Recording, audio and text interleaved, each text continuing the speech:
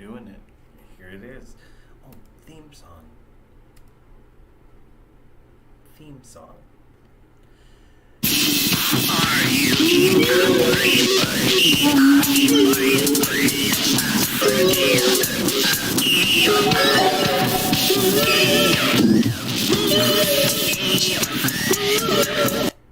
It's quite spooky. That one is called Deep Party Assassin. I stopped using bip bip bip parenthesis 2 end paren at some point. We might get back to the bip. When I have a little more stability, I might make a new theme song, one more explicitly focused on language. The words to this one are just, ooh. I'm quite a gifted musician, as you can tell. Hello, welcome my language learning lovelies. I remembered to call you that today. That's how attuned to the language that we're developing. See, everything has its own inner language as well as the larger language pool that we are part of. And we're starting to develop our own language as a community here, and it is a community. Not a big one, but one not large in population, but in firmness of mind and dedication to the craft, the art, and the lifestyle of language. I'd say the few of you that there are exemplary. You're exemplars of exemplary linguistic erudition. Speaking of 2% language errors, like we were saying the other day, in typing and speaking and any form of communication, that's about the average of errors for humans, literate humans. If you're not good at typing, then that's going to overtake it. But if you're a fluent typist, you'll still make errors. That's why in the series important data entry fields, they do make you do double entry, which I loved saying at my job because it sounds so perverse. You know, even would you like me to do double entry? And they invariably would. And then I would do the typing. Those days were over. I got laid off from that one. After, never mind. I could make a cheap joke, but I won't. All my jokes are expensive, so that's why I make so few. We have 4 words for you today. There's no letter theme. We aren't going to go full Sesame Street on a daily basis. We did H yesterday, but we have a different initial letter for every word today because variety is the spice of life. And so is barbecue sauce. Found a lot of barbecue sauce here on my little trip.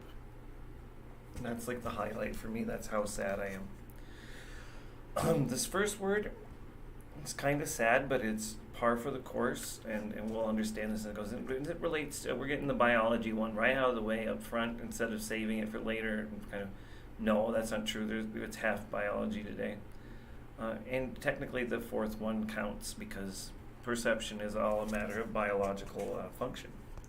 But we're leaping far ahead of ourselves. We want to level you up, not leap you so far ahead. You're like in the 27th century, and you're like, what is this? If there is anything. Sportrition. That is our first word, and it's a lovely word, except it's kind of sad. Sportrition. It's still lovely, you know. What was it? Tolkien said, and this is a popular belief at the time when he was prevalent and a living, that people, especially in England, seemed to feel that cellar door was, regardless of its meaning, a beautiful sounding phrase. Cellar door. I can't separate it from its meaning enough. I've pondered on this in my heart, much as Mother Mary did. It doesn't sound gross to me. Sportrition, on the other hand, sounds beautiful, but it has a dark meaning, darker than cellar door, unless you've been trapped in a cellar or something. Sportrition is, as you know, ferns release spores. They do not have seeds. People like to call these things primitive plants or animals, but they're not. They're basal.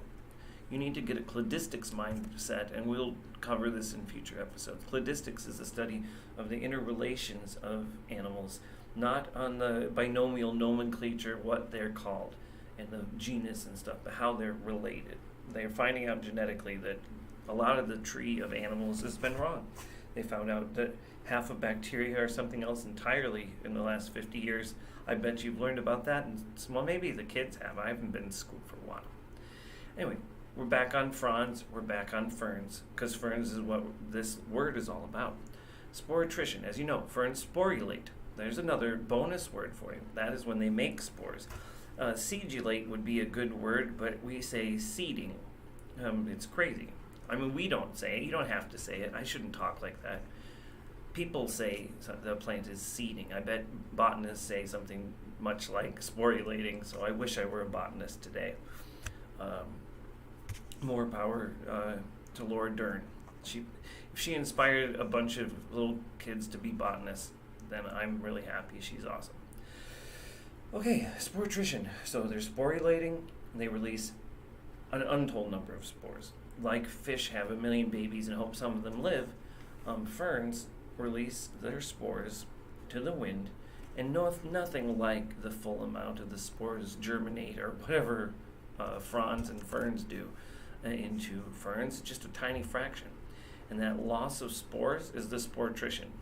As we know, attrition is a loss of something, and a spore is a spore. Now you know what sportrition means, but don't you dare think it's a compound word. We don't do that here. That's baby stuff. We're adults.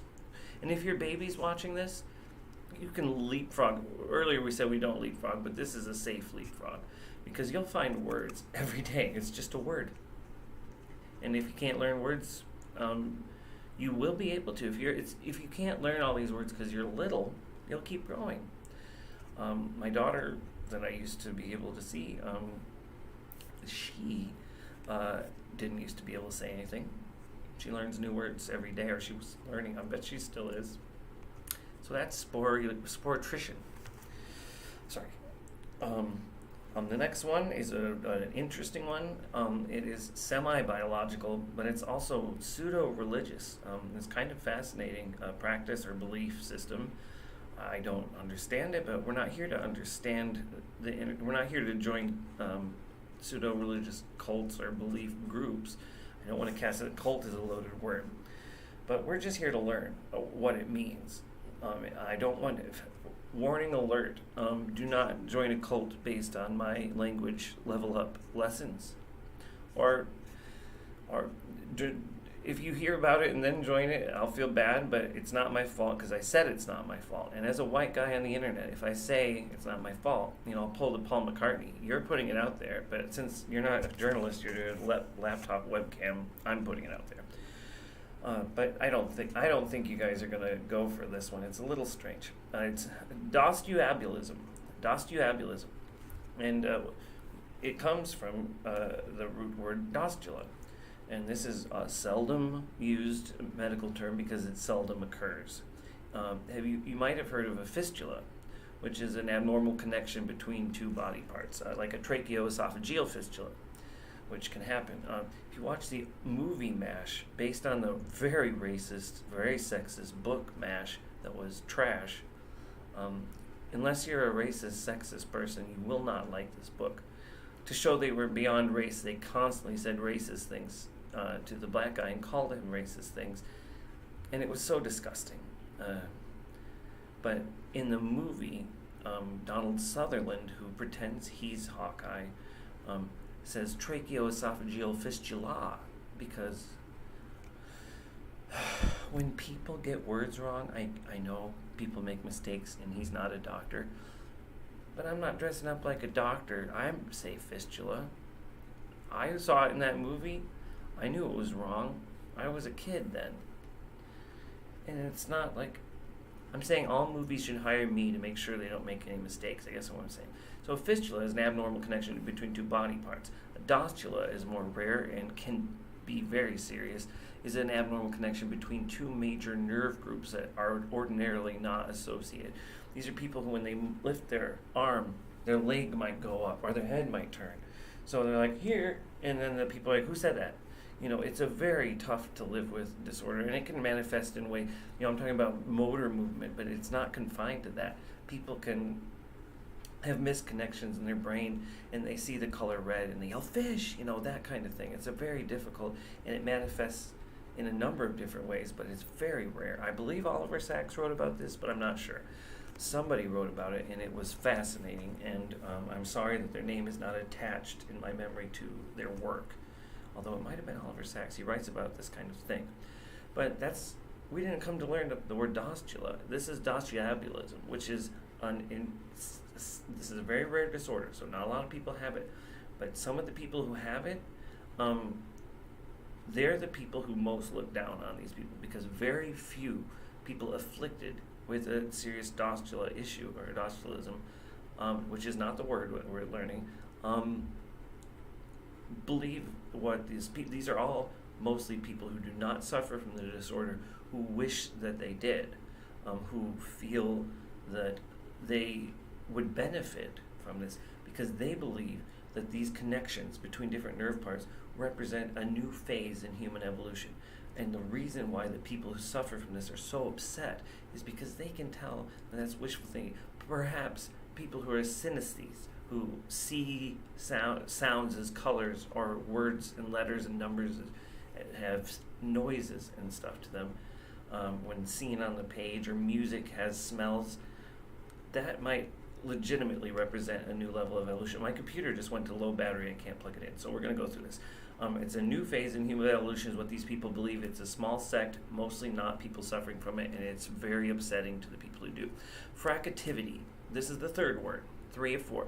It's a scalar representation of how rational are able to be represented as a ratio that something is. Fractivity is always represented as a ratio of unrational to rational. Say a cookie has a high fractivity, 1/1, whereas a cosmic hot tub filled with Lovecraftian beyonders manifesting as a swirling cataclysm of tornadic photons would have a low fractivity of 0/demon, because it's impossible for current numericity to contain. It's non-digital.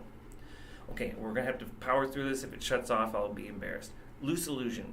This is the fourth and final word of the day. It's a lucid hallucinatory state. It's categorized by a single altered object in your field of view, as opposed to a completely, like you're transported utterly. Like if you were in a perfectly ordinary room and everything looked fine, but if you looked at the painting on the wall and it had a tree with little ants climbing up a branch, and you saw those ants carrying stuff and climbing down and moving, everything else in the room, the box of tissues, the table, the remote control of the TV, a little bit of chips in the carpet that didn't get vacuumed up in the corner, that's all normal, nothing weird there. That is a loose illusion, because you're lucid. As opposed to, like, let's say you're in a dark bathroom and there's nothing else going on, but you see a laser bowling alley night and there's lights everywhere and you hear club music pounding and you don't know where it's coming from. That's not a loose illusion. Something like the lights go out and you don't know what's going on, and then all of a sudden, oh my God, oh my God, I know that song.